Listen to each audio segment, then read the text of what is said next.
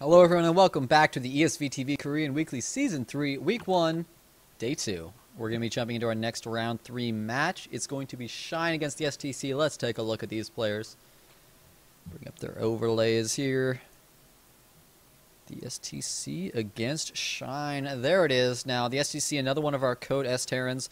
A guy who really likes quite a lot of aggression. We've seen so many different interesting all-ins from him and just really unique innovative play. Like, for some reason, I don't know why, I've seen so many games of him, but for some reason the one that always comes to mind is I think it was IPL 3, and when he was on Daybreak against, I believe it was White Raw. White Raw, yeah. And he lifted his factory into White Raw's main and started just non-stop making Hellions into the mineral line and meanwhile attacking the natural.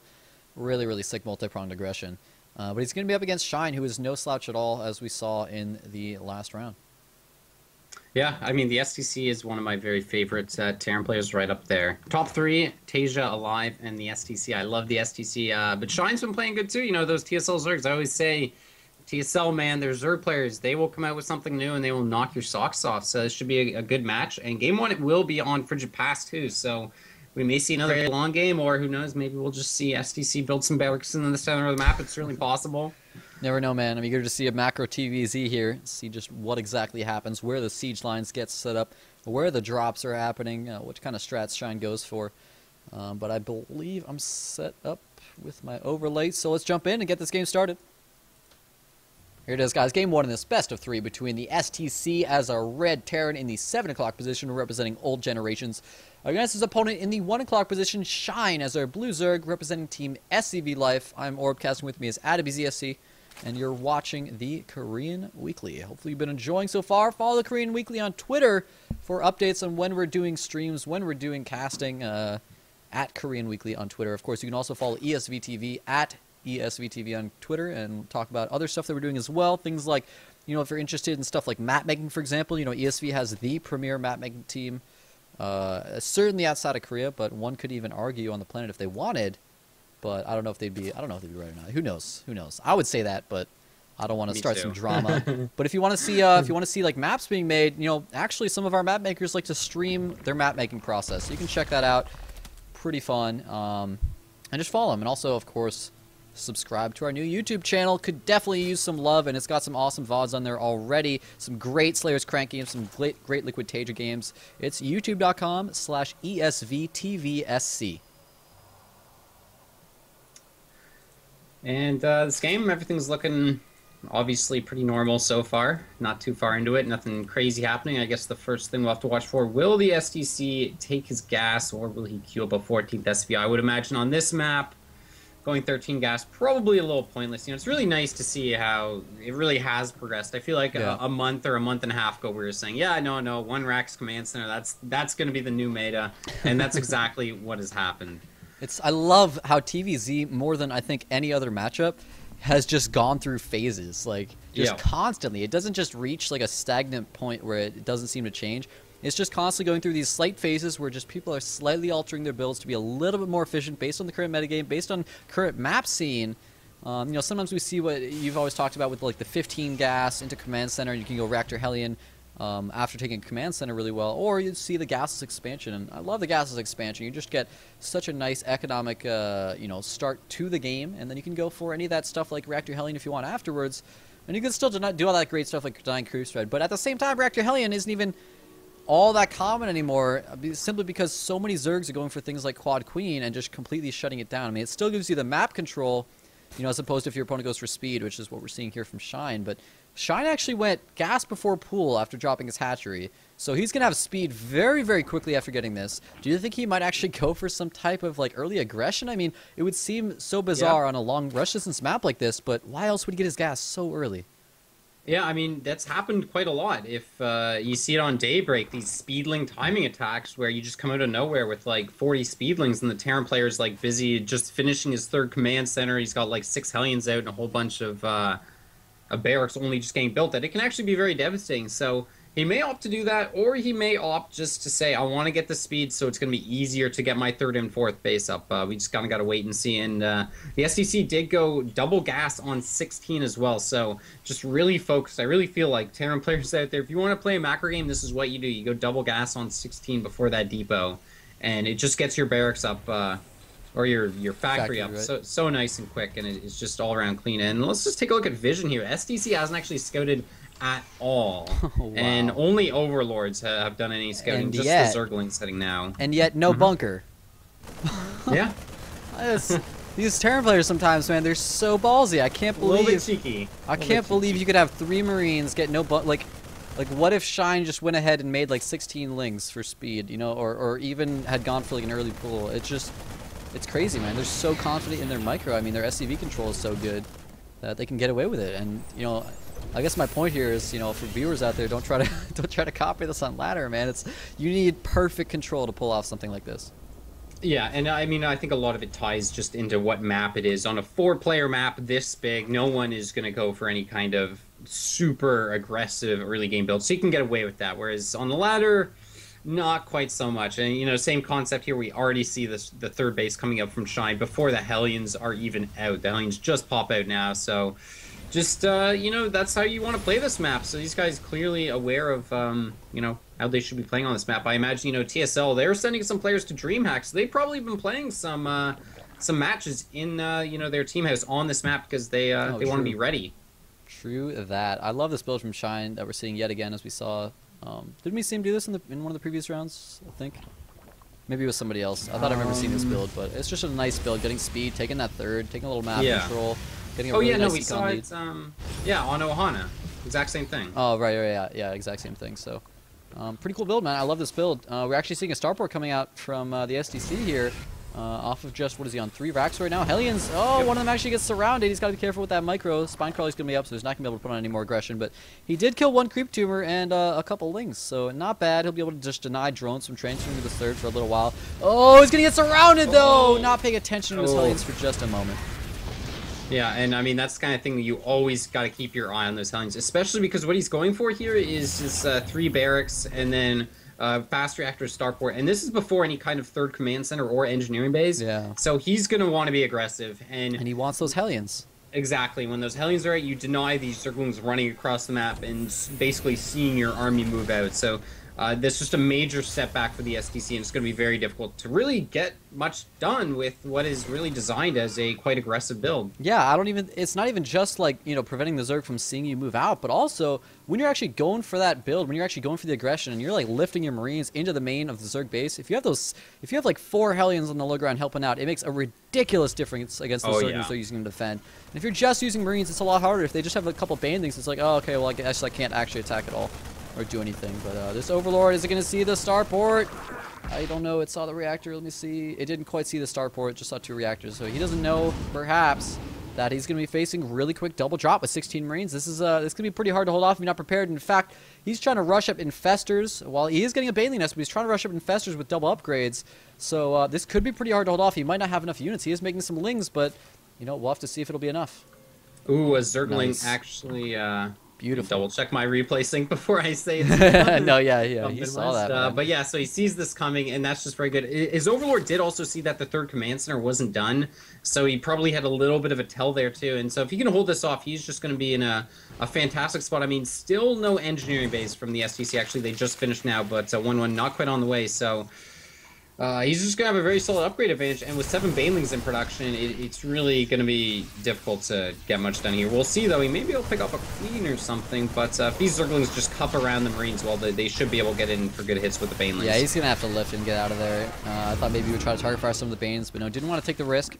Just lifted and got out of there. Definitely a nice move. Oh, and he fakes back just to try to do some more damage, maybe to pick off some drones. Actually, he's just running straight by to the natural, but it was spotted by Shine. You can see that there's not enough airspace to really pull that off. So nice positioning, though, behind this infestation pit, but Shine is just way too well prepared, and you know, STC's got to be careful because there's basically a timer on this play. As soon as those 3 Infestors pop out, it's over, and he's going to lose these medevacs if he doesn't get the heck out of there.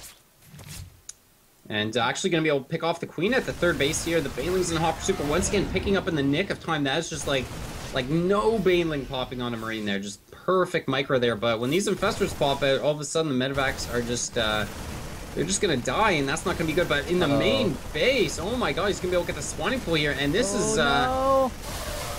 Oh, and he gets the spawning pool. He also got a couple drones before that. Unfortunately, he didn't lift, so he took some baneling damage.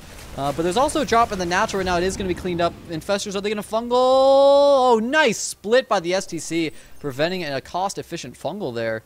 And he's just going to try to fake some aggression maybe at the third with this medevac. Maybe try to get some units over there. But the Shine is too good. He's too smart. He's leaving his units split up between his bases. Meanwhile, though, STC trying to take a third. There's a Ling blocking it from Shine. Burrow has just been started, so he'll be able to start denying expansions like that in the future. And his creep spread is starting to really move out towards the center of the map. Yeah, I mean, his creep spread, that's the one thing when focusing almost only on using medevacs with your aggression. You don't really get to pick off that creep, and especially this is, of course, once again, something that happens because he lost his Hellions early on. That creep spread just doesn't get delayed the way you would like, so his creep spread looking fantastic, taking that fourth base as well. Shine looking very good here. He's got his 2-2 getting started now, but I don't think he started that immediately when his 1-1 finished, so as the armory finishes here for STC, he should be able to close that gap. He's down about 12 workers, but with 3 orbital commands, that's really not too bad, and his infrastructure is just looking very nice. 2 factories up and adding more barracks. Combat shield just now finishing too, so he's looking pretty good. He absolutely is, and I love his you know, just attention to detail, just like dropping these 5 Marines over and over, target firing just a couple drones. It's like, oh, I got 2 drones, and then lift up, get out of there as the Lings arrive. So efficient, so smart, and great multitasking, able to do that. Macro perfectly behind it. Burrow is completing now from Shine. Look at that production tab is huge, man. Starting to get some spores as well to help deal with the drop play here. Infestors just, I love the new, you know, the new ZBT style of going for Infestors instead of Muta to deny drops. Leave like 1 Infestor, a couple Lings, and like a Baneling or 2 at each base. And like basically no amount of dropships is, no amount of medevacs is going to do any damage to you. And you can just turtle up and build towards that Broodlord or Ultralisk composition, you know, if you so choose. There's the Hive already being started now for Shine at the 14-minute mark. Yeah, it'll be interesting to see what he wants to go for in terms of Hive tech on this map, because this is one of those maps that's just so big that Broodlords I really can't see being all that effective. I would say like there's the time and place for them, but you know, to make Broodlords at your 4th and then march them all the way to the Terran player's 4th is going to take a pretty long time. Interestingly, Shine splitting up all his overlords on the bottom side of the map. He's actually going to see this group of Marines coming, so he'll be able to pick that off pretty easily. Some Infestors, Lings, and Banes coming in there. Medevac trying to escape, but a fungal goes off on those Marines, so they will not be able to escape. Nice little play here. Meanwhile, SCC is getting ready to take that 5th, or that 4th base, excuse me. He has that command center already done here. Still working off a pretty low number of barracks. So just macroing really efficiently here. I assume as he gets that 4th, he'll add on quite a few more, but it's a pretty decent siege tank count. Not bad. 5 siege tanks. They are only at 0-0 though, so mech upgrade +1 just about to complete. He will have 2-2 as well, as you said, closing that gap as Shine. His 2-2 is just completed as well, and he hasn't, you know, gotten to continue to 3-3 as his Hive's not quite done, but that is pretty darn close timing. That was pretty well done. He's actually going to get Neuroparasite as well. Interesting. So yeah, I'm wondering what he's going to use that for. Is he actually going to try Neuroparasite tanks? It's like something that's almost impossible to do. I would laugh just so much if he actually Neuroparasite at a medevac, was like healing his own ultras or something like that. You know, I don't know. That would be interesting. Maybe he's going to Neuroparasite an SCV and try and make a command center. Go up to nukes as Zerg. That would be pretty cool. The day I see that will be the day I'm like capable of ending my casting career, happy that I have seen everything. A Zerg actually getting all the way up in tech to nukes, that'd be sick. But it looks like SCC getting ready to put on some pressure over here. There is no base over here for Shine, so he's going to have to move all the way up towards that 3rd, giving Shine time to get in position and be ready to defend against this. We'll have enough, though. Massive amounts of Lings. Only a couple Bandits coming. That is a lot of siege tanks. These Infestors drop a fungal, but they all get melted by the siege tank splash damage, and that was not a good engagement at all for Shine. Attacking up that small choke point, suiciding in those Infestors. He has 40 more Lings on the way, but that was like right as his Ultralisk Cavern was finishing, so really not a time that Shine wanted to do that at all. Yeah, no, definitely not, and I just love the way STC is pushing, really hugging the wall and using his Medevac's air vision to make sure he couldn't get any kind of big flank. And he may be able to take his base out. We'll see how well he can push up this onto the high ground. This is going to be tough, man. If these tanks move forward just a couple at a time like STC is doing, he's playing this basically perfectly. He's also keeping his Marines really spread out and split up so that Banes and, you know, Fungals can't just absolutely destroy them, but just enough so that you can't just like kind of send in Lings to pick off the tanks. He's got reinforcements streaming across the map, across all that creep spread though, so Shine sees that, might have been able to pick off some of those reinforcements with some of those Lings, but he's gonna go for it! Lings and Banelings streaming in right now, Fungal Growth going off on the Marines and on the Medivacs. Nice Baneling hits on those Marines thanks to the Fungal. He picks off every tank as well, on the upper ground at least, but that would have been great if there weren't reinforcements. The problem is STC has reinforcements arriving right now. He's got 10 Medivacs in this clump, but no Marines to heal. Only a couple Marines here, but it looks like Shine will be able to hold this off at least for now. There's just tanks and no Marines, but actually, oh man, it's the reinforcements that are killing him right now. Yeah. Yeah, it's so tricky. There was a small drop, I believe, a little push at the fourth, too, of Shine that he did clean up, but once again, that's part of what gave the SDC the ability to push up here. And all of a sudden, we've got a 3-base Zerg against a 4-base Terran. That is not a position you want to be. He is moving out to the center of the map with his Zerglings. We'll see if he wants to go for a counterattack or set up a flank. It looks like the counterattack will be his option, his choice here, but really not able to get much done. Yeah, this is something that needed to happen like 3 minutes ago when the push first started, as opposed to now after he's already taken the damage, lost his 3rd base. And he's trying to take up to Ultras. I mean, Chitinous Plating is on the way here. 3-3 is about to complete, which would be nice. But what really killed him, I mean, when you're going for Ultra, let's keep in mind, Ultra is something that can work. Ultra is it's a great unit when used right. Yes. But you need Fungal. Like, you simply can't use Ultras without Fungal, or they are pretty much garbage, and that's why people always seem to think, like, you only build Ultras if you lose, or if you want to lose. But since he suicided, there's the GG. Nicely played by SCC. Since he suicided, like, 6 Infestors, over where that siege tank count, I mean, he didn't know about that. That was the problem. Shine, he didn't have vision up the ramp. He had lost his creep tumor. He didn't realize there were like 6 or 7 siege tanks all in a clump, and he moved his Infestors forward. Yep. And once they got killed, I mean, to lose all that gas worth of units when you're not on that many bases, it basically means that your Ultralist transition is going to be useless. So it really prevented him from being able to save his 3rd. Couldn't then safely tech to Ultras, had to rebuild Infestors, and it was just an uphill battle from there. And I mean, once again, when you look back on that game, a lot of it comes down to the STC's early aggression with the 2 pairs of different Medivacs. He just really got a lot of damage done, and the Infestors weren't quite out fast enough to kind of completely shut that down. So we'll see if Shine can bring it back in game number 2, because STC looked, it's like he just kind of played his game and won, It wasn't like he got super lucky or anything. He just kind of did his thing, and it looked pretty good for him. It absolutely did. We'll see in game 2 if Shiny is able to make that comeback. Don't go anywhere, guys. We'll be back with that after this quick commercial break.